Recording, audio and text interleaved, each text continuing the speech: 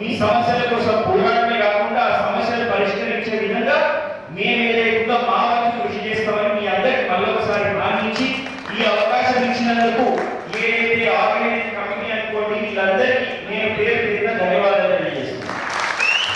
మరి సభ్యులందరి తరఫున కృతజ్ఞతలు తెలియజేస్తున్నాము. అదేవిధంగా ఏంటంటే లాస్ట్ బట్ నాట్ నరసింహరావు గారు Korutla constituency Congress in charge senior నాయకులు జై గంగమాతల్లి గంగపుత్ర ఆత్మీయ సమ్మేళనానికి విచ్చేసిన రాష్ట్ర అధ్యక్షుడు కావాలి వెంకటేష్ గారికి, ఈఎఫ్సిఎస్ చైర్మన్ పల్లెకొండ ప్రవీణ్ గారికి, జిల్లా ఫిషరీస్ కాంగ్రెస్ అధ్యక్షుడు రజనీకాంత్ గారికి, అలాగే పల్లెకొండ రంజిత్ గారికి, గంగపుత్ర యూనివర్సిటీ నిజామాబాద్ జిల్లా అధ్యక్షుడు ఉర్దూర్ బాలయ్య గారికి, మాజీ జిల్లా డైరెక్టర్ కళ్యాణ గంగాధర్ గారికి, మంచాల శివ గారికి, ఎద్దండి సర్పంచ్ గంగాధర్ గారికి, సర్పంచ్లకు, మాజీ సర్పంచ్లకు, ఉప సర్పంచ్లకు, ఎంపీటీసీలకు మరియు కొరుకుల నియోజకవర్గ గంగపుత్ర బంధువులందరికీ కూడా పేరు పేరున ప్రతి ఒక్కరికి నమస్కారం తెలియజేస్తా ఉన్నా. అదేవిధంగా మరి మా సోదరులు జడ్పీటీసీ కార్యక్రమ శ్రీనివాస్ రెడ్డి గారికి, మిత్రులు సోదరులు కరచేతి గారికి, మరి శ్రీనివాస్ గారికి, గంగాధర్ గారికి, రంజిత్ గారికి, పేరు పేరున అందరికీ కూడా గారికి, మరి ఇక్కడ వేదిక మీద ఉన్న పెద్దలకు, గంగపుత్ర సోదరులకు, మీడియా మిత్రులకు, మరి వివిధ గ్రామాల నుంచి వచ్చిన గంగపుత్ర బంధువులందరికీ కూడా నమస్కారం తెలియజేస్తూ, మరి అలా ఇంత పెద్ద సమావేశాన్ని ఏర్పాటు చేసి ప్రవీణ్ గారికి, మరి ఇక్కడ హైదరాబాద్ నుండి వచ్చి వెంకటేష్ గారికి కూడా నేను ప్రత్యేకంగా వారికి ధన్యవాదాలు తెలియజేస్తాను. ఎందుకంటే ఎన్నో మీరు మన ముఖ్య అధికారులు ఇచ్చినట్టునే నేను కొంచెం భయంగా వచ్చిన కోరికలు ఎక్కువ ఉంటాయి. గత ప్రభుత్వంలో తప్పకుండా నాకు తెలుసు ఎంత అన్యాయం జరిగిందని. ఇంతకుముందు సోదరుడు పవన్ గారు దాదాపు 40 నుంచి 50 చేరుకుంది. వారికి తప్పించుకునే రకం కాదు. మీరు మాట ఇస్తే మాట కట్టుబడి కాంగ్రెస్ పార్టీ అనేది ఇక్కడ ఉన్న వేదిక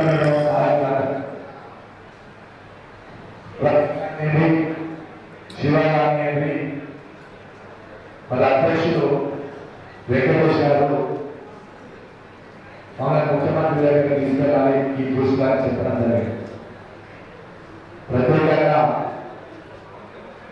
తెలంగాణ మా మీద పెద్ద బాధ్యత ఉంది. మీ అందరి కోసం నేను వెంకటేష్ గారి ముఖ్య నాయకులందరినీ కూడా తప్పకుండా సమయం తీసుకున్నాం.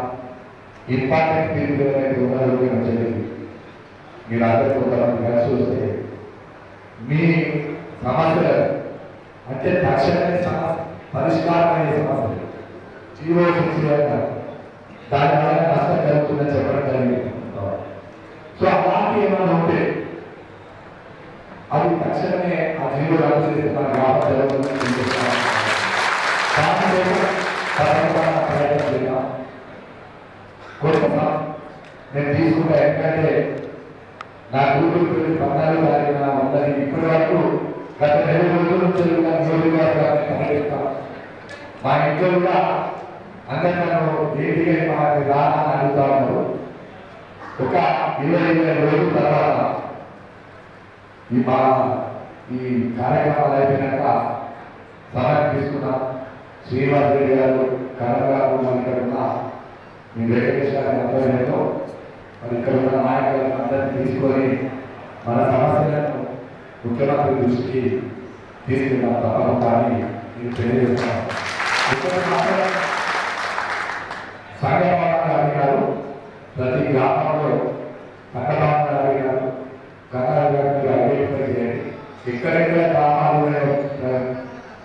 నిధులు ఆగ్రహించి ఉంటుంది. కంప్లీట్ కాని నిధులు, ఇది కంప్లీట్ కాని ఏదైనా సన్నభావనలు ఉంటే వాటికి తప్పకుండా నిధులు కేటాయిస్తాం. ఎందుకంటే నాకు ఒక 10 కోట్లు అడుగుతాను కదా ముఖ్యమంత్రి గారు, మరి వారికి వేదిక ద్వారా గంగాపూర్ల సమ్మేళన వేదిక ద్వారా ముఖ్యమంత్రి గారికి ధన్యవాదాలు తెలియజేస్తున్నాను. ఎందుకంటే మామూలుగా ఒక ఎమ్మెల్యేగా భావించి మాకు కూడా 10 కోట్లు ఇచ్చినందుకు ప్రత్యేకంగా ధన్యవాదాలు తెలియజేస్తున్నాను. మీకు మీ ప్రతి గ్రామం నుంచి ఈ నియోజకవర్గంలో ఎక్కడెక్కడ కూడా చెట్లు కూడా మనం గురైతే దయచేసి మా దృష్టికి తీసుకురావాలి. చూసినారు ముఖ్యమంత్రి గారు చెప్పారు, పొన్న ప్రభాకర్ గారు కూడా మీడియాలో చెప్పడం జరిగింది. ఎక్కడెక్కడైతే ప్రభుత్వ భూములు మీకు జరిగే విధంగా ఉంటే వాటిని మీద తక్షణమే మనం చెల్లించుకున్నాం. మన భూమి గంగపూర్ల భూమిని మనం తిరిగి వాపసు తీసుకున్నాం. మీరు ముందున్నాయి, మీ వెంట మేము ఉంటాం. ఇక్కడ మేము అందరం ఉన్నాం కాబట్టి మరొకసారి తెలియజేస్తాం. గత ఎలక్షన్లో మీ అందరికీ తెలుసు, గంగపూర్ల చెప్పే విధంగా మరి మాజీ శాసనసభ్యులు ఎలా వ్యాఖ్యానం చేశారు, మరి ఎలాంటి వ్యాఖ్యానం చేసిందో అది యావత్ తెలంగాణ రాష్ట్రం అంతా కూడా గమనించింది. ఒక చిన్న చూపుతో గత ప్రభుత్వానికి ఇంతకుముందు మా సోదరుడు శ్రీనివాస్ చెప్పినట్టు విభజించు అని దాని మీద గత ప్రభుత్వం చేసింది. మరి ఎప్పుడు కూడా 10 సంవత్సరాల క్రితం సమస్య లేదు. 10 ఏళ్ళ కింద కాంగ్రెస్ ప్రభుత్వం ఉన్నప్పుడు అందరూ కలిసి వచ్చి ఉండేవారు. రాజకీయం కూడా చేయడం జరిగింది. మరి ప్రభుత్వం వచ్చింది. ప్రవీణ్ గారు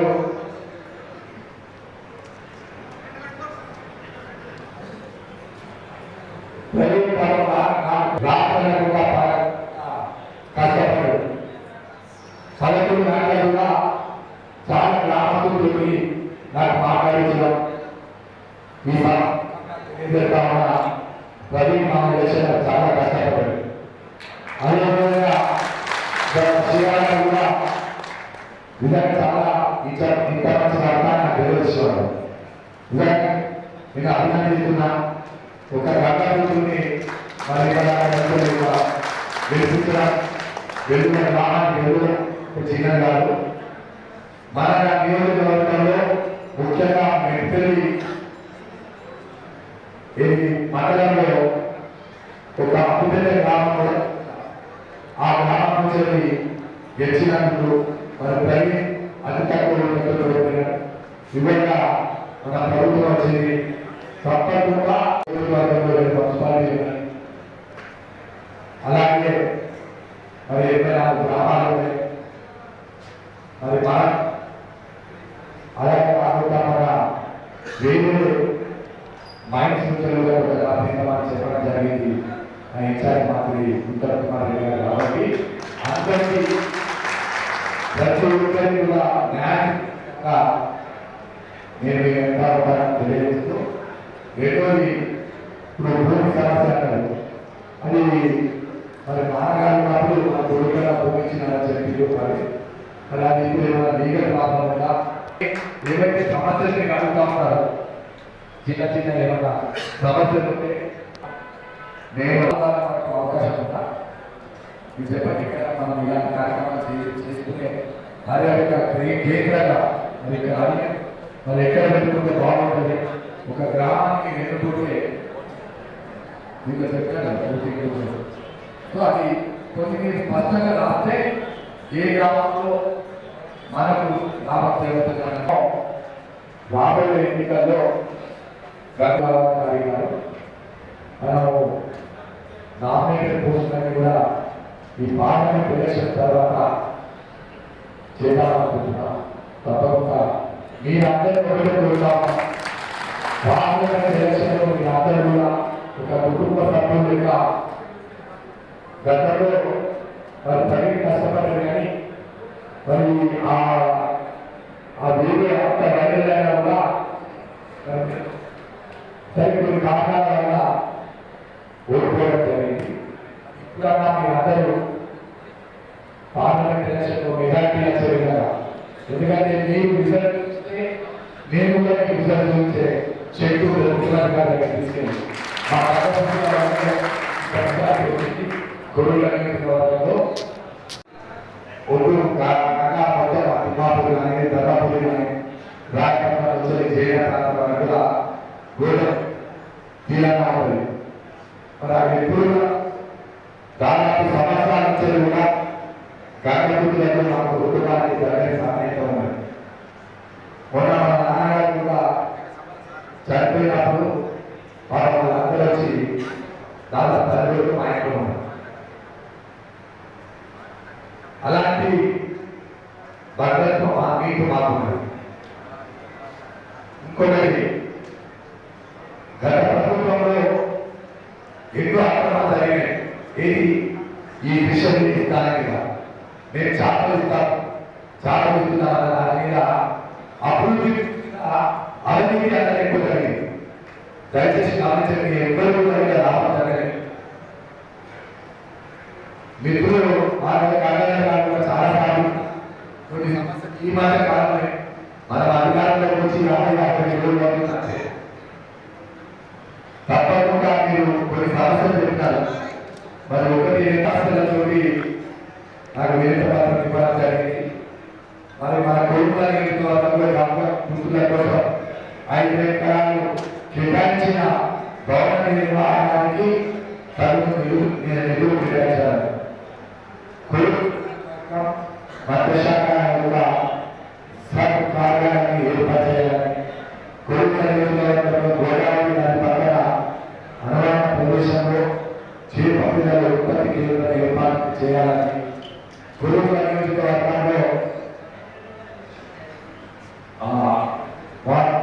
వాటర్ చేపల మార్కెట్ ఏర్పాటు చేయాలని, మరియు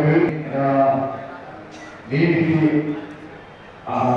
అధికారం సంబంధం ఉంటుంది కాబట్టి మత్స్యకారులను స్విమ్మింగ్ ప్రతి సంవత్సరం స్పోర్ట్స్ కోటా నుంచి నిధులు కేటాయించాలని, కొడుకుల అభివృద్ధి వాటి పట్ల డేటాలో ప్రాక్టీస్ అనేది ఓటింగ్ అనుమతి పర్యటన అభివృద్ధి చేయాలని, కొడుకుల నియోజకవర్గంలోని ప్రతి గ్రామంలో కమ్యూనిటీ హాల్ కోసం నిధులు కేటాయించాలని, చేప పిల్లల ఉత్పత్తి పైన అసాధారణ కార్యక్రమం కోసం ప్రతి సంవత్సరం మత్స్యకారులకు శిక్షణ కేంద్రాలు ఏర్పాటు చేయాలని కోరడం జరిగింది. అయితే ఒక్కటే నేను కేసీఆర్ లేక